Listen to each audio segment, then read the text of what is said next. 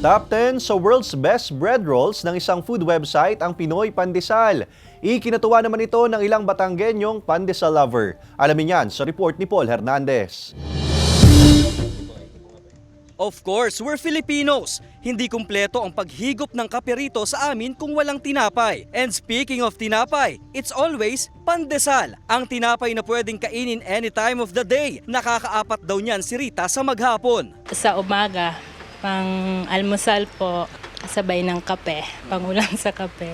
Sa merienda, pag nagutom ka, pandesal. Akalain yung nasa roster na ito ng best bread roll sa buong mundo. Top 10 at may 4.1 rating ang tinapay na pride ng Philippines sa listahan na inilabas ng food guide and website na Taste Atlas. Iba-iba na rin ang klase ng pandesal. Ang healthier version, nilahukan pa ng malunggay. Proud ang ilang Batanggenyo na nakilala ang pagkaing Pinoy sa labas ng bansa. Tulad nun, sa atin din nagsimula tapos tulad ko na kami din nagde-deliver, kami yung mga ingredients niya.